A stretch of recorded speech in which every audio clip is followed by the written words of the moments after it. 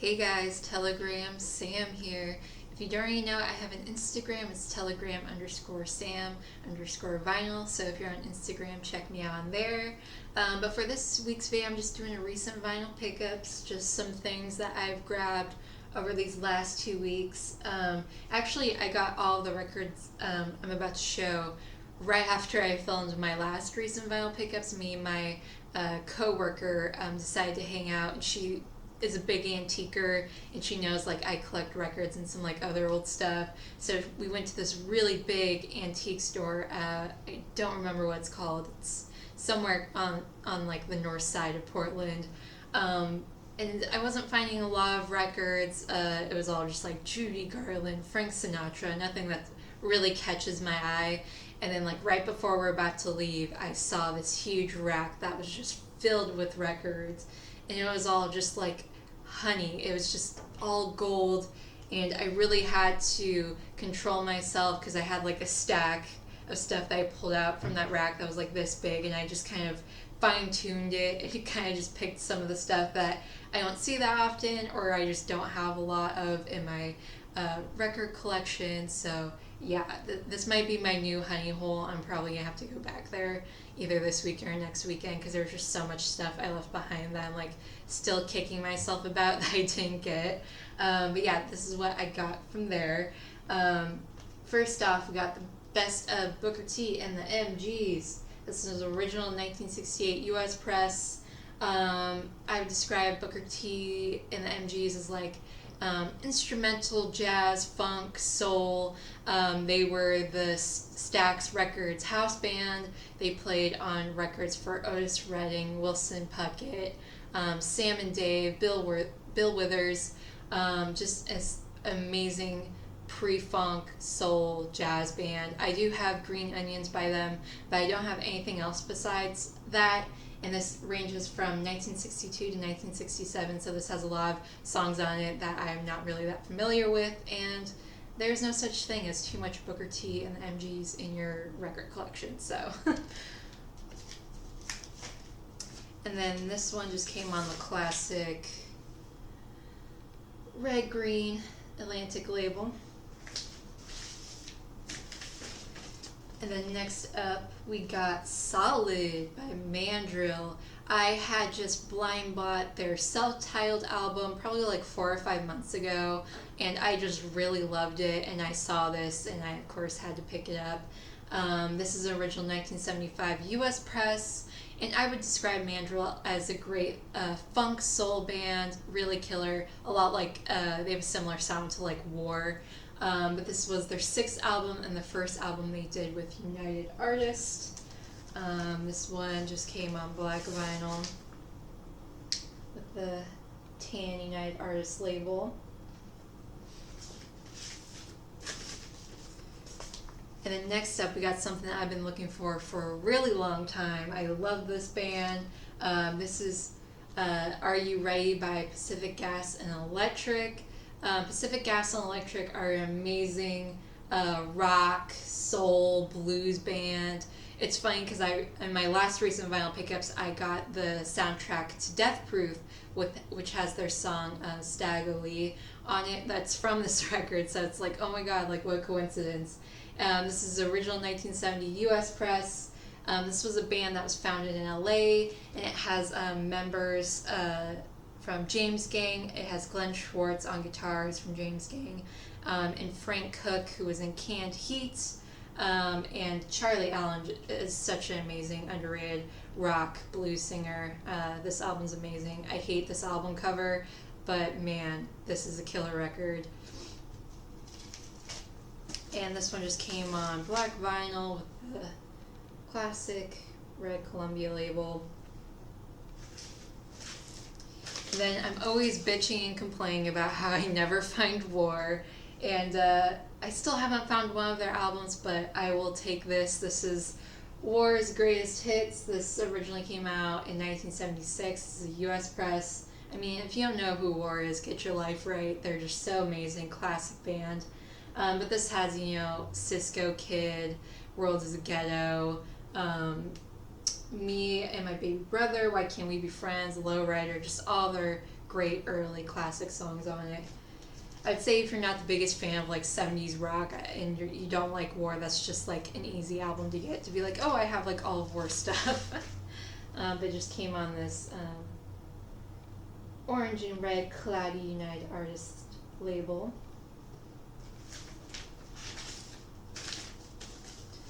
And then this was kind of just a blind buy because I just saw this cover and I just knew I had to get this because it looks so cool. But this is the New York Rock Ensemble rollover. I mean, you got a whole bunch of devils on there. And it just looks so cool. But this is the original 1971 US press. I would describe this as like rock, psych rock. It's interesting because I did some like research on this band. It's actually was founded by 3 Juilliard students and then just sort of like 2 rock musicians. So it's this weird mixture of like classic 70s rock, but it also has this kind of like classical, like kind of blood, sweat, and tears thing to it. There's some songs that sound like blood, sweat, and tears, and then there's some songs that sound like Led Zeppelin, and like everything outside and in between that. It's like such an interesting and eclectic album that touches on a lot of genres. I really dig it. I really loved it. You can find those records for really cheap. This one too is on just a red Columbia label.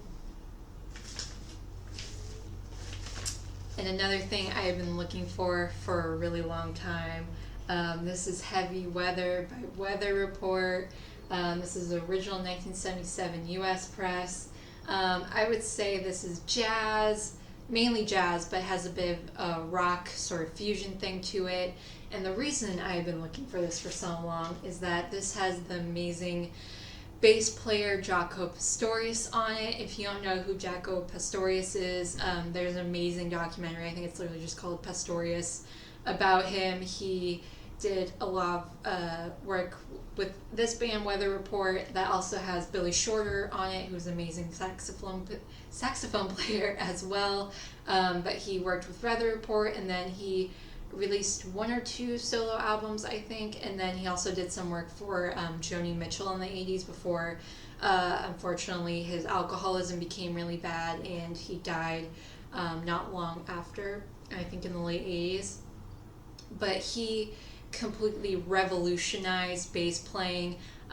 He discovered when he was really young, kind of just playing small gigs around Florida, he popped all the frets off of his bass and realized that you got this really amazing like rounded sound from it. And even like the greatest bass players like Sting, Geddy Lee, Bootsy Collins will tell you that the greatest bass player ever was Jaco Pastorius. So that's kind of the main reason I bought this. And plus, I just want to get more into jazz. I always say that I want to keep getting more into jazz, but then I never really do it. But this is a great start, and I'm really excited to have something with Jaco Pastorius playing on it. So,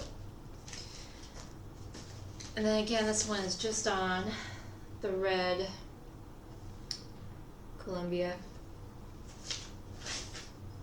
And then next, I saw this was literally in the front of the rack that I found all these records in. It's kind of like one of those moments you see in a movie where like it zooms in and like everything's just fuzzed out and it's like glowing. It's like it was like a beacon calling for me. This is an essential album that everyone should have. This is Odyssey and Oracle by the Zombies. I usually take the outer sleeves off when I'm doing my videos so you don't get this awful glare, but this album is literally falling apart. Like parts of it are like chipping and shredding off, and I was just really scared to take it out of here. But yeah, classic record, pop, rock, psych. This originally came out in 1968. This is the alternative Zoom In 1969 US repress. This will be a good placeholder. I really do want to find an original with the original amazing cover. But yeah, the album is really beat, but luckily the record is in pretty good condition. It's noisy in a few spots, but it plays through. So that's better than anything really. But just on this green date label. So excited to finally have this. Even if I just got a repress with the original cover on it, I would be happy. But it's just cool to have an earlier copy. Next up, again, something I kind of just blind bought because it looked kind of cool. This is Supersonic Guitars by Billy Muir. This is the original 1959 U.S. press, and man, this thing is in beautiful condition. And this, I would describe this as like instrumental rock guitar, kind of world country music. It's very eclectic. Billy Muir was like a famous session guitarist during the 50s and 60s. He played on songs for Bobby Darin, Tony Bennett, Johnny Mathis, the classics. And I could definitely hear how later surf guitar players like Dick Dale and Link Ray would pick up an album like this and be like, oh, I'm going to do something similar to that, but make it more like fuzzed out and distorted. You can definitely hear a lot of like proto surf rock on this album. And this one just came on black vinyl with the RCA Victor label.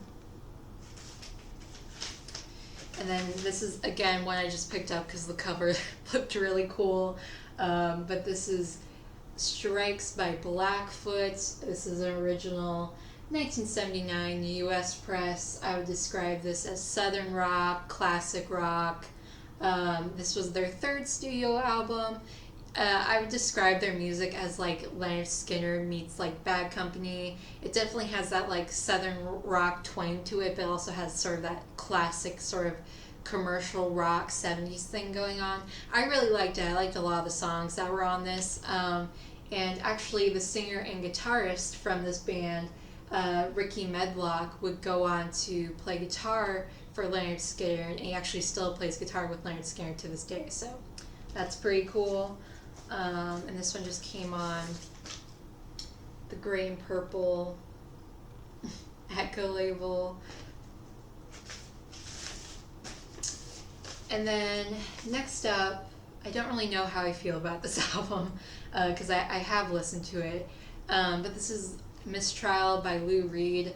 I don't have any of Lou Reed's solo stuff. I've heard a lot of Lou Reed's solo stuff is either really good or really bad, and I would probably put this on the really bad side of the spectrum. This is a really an original 1986 US press, and I would describe this as rock, new wave. This kind of just sounds like Lou Reed trying to be the Cars, but he really hasn't quite figured it out.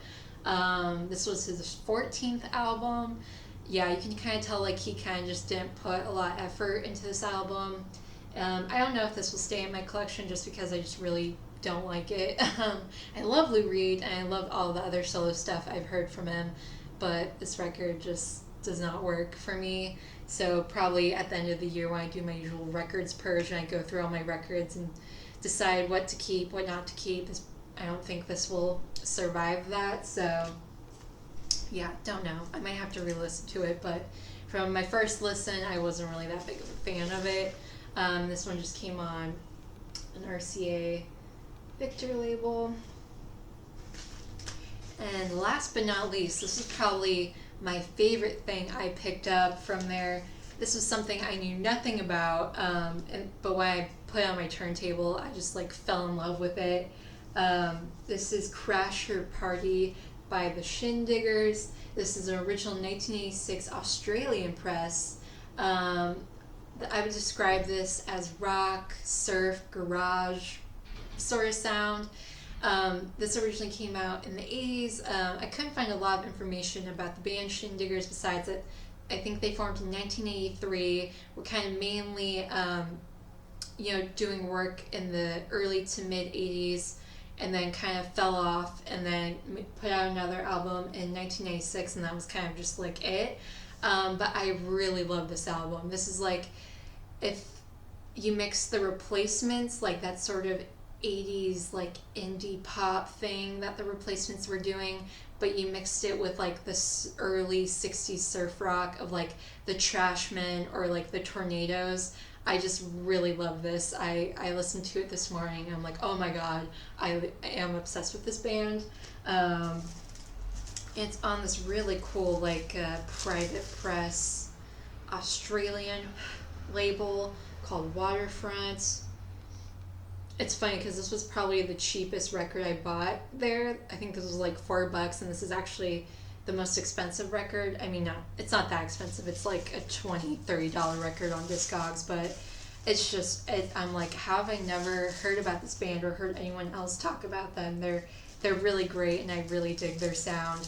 If you can look up some of their stuff on Spotify or even YouTube, like, do it. It's so good, especially if you love that sound. But yeah, that was all I got over these last 2 weeks. Thank you so much for watching. I'll see you in the next video. Bye.